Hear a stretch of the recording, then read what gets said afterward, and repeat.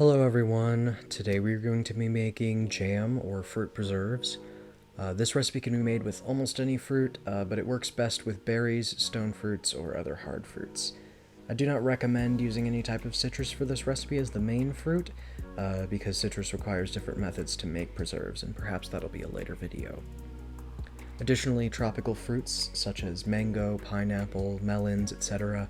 do not tend to go well with this recipe and are much more difficult to make into preserves. So for this recipe, I would avoid using such fruits. Here I am just chopping some apples into some rough cubes. If you want your jam to be chunkier or smoother, feel free to adjust the size of the pieces.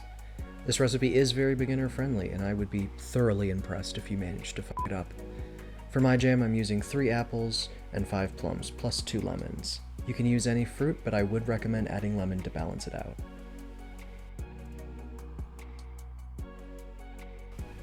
After I finished chopping the apples, I separated the plums in half. I usually do this by running the knife around the core like so and twisting them apart to separate. I then took the plums and cubed them similarly to the apples.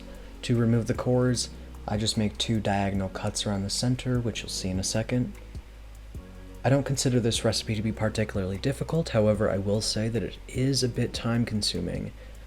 All in all, between chopping and cooking and letting cool, this can take anywhere from 3 to 4 hours, though I will say a lot of the time is inactive, so you don't necessarily have to be doing anything whilst it is cooking. However, yes, it is a little bit labor intensive, although quite simple. So I'd say this is a pretty good beginner recipe if you're just looking for something to try out.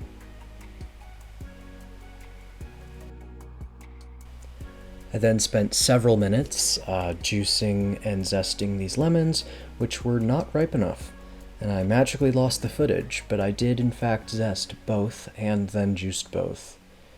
I would recommend using a juicer, even though I did not.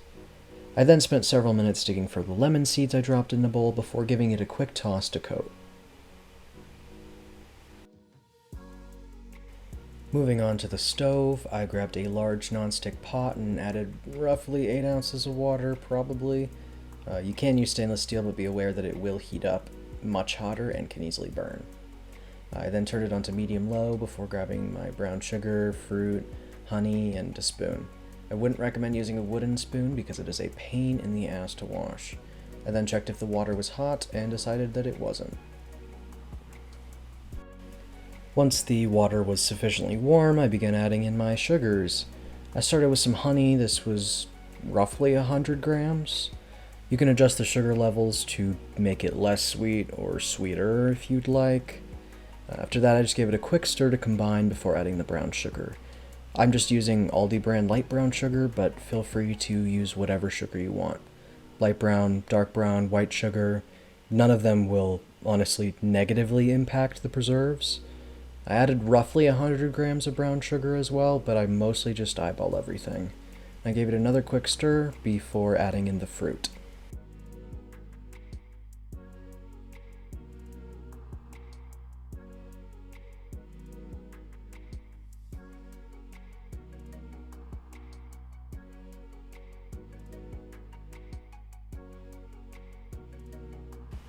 I then stirred yet again, which you'll find is a very common theme for this recipe, and put a lid on it, before realizing I hadn't put in any spices. I added in some cinnamon and nutmeg, but these are definitely optional. If you don't have them or don't like them, then simply do not use them. You can also add other spices, such as cardamom or cloves if you want, it's up to you. After about 5 minutes, the mixture will start softening and thickening, and after another 5, it will begin to foam and bubble. After it starts bubbling, simply give it a quick stir and leave uncovered to simmer on medium-low, but closer to low.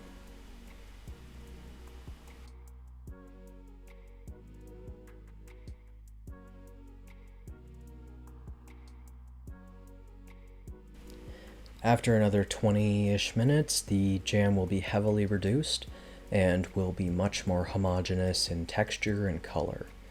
Once the jam reaches your preferred texture, Simply remove it from the heat and let sit for a few minutes to ensure that it won't burn you. I prefer my jam to be roughly this consistency, though it is important to remember that it will become less liquidy after cooling. After cooling for about 10 minutes, you're ready to start jarring. I used a large mason jar to start, making sure to put a hot pad underneath and using a ladle to scoop the jam.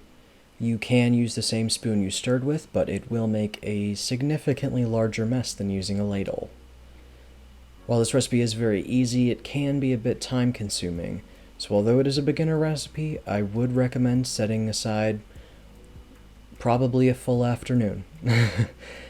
After filling the mason jar, I also grabbed a smaller jar, which admittedly did not make it to the fridge before being eaten.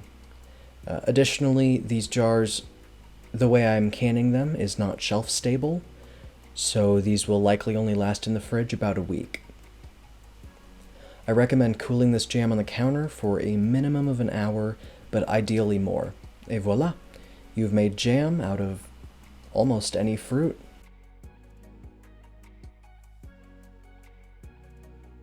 Thanks for watching. Make sure to like and subscribe if you enjoyed the video, and there will be more to come, so keep an eye out for that.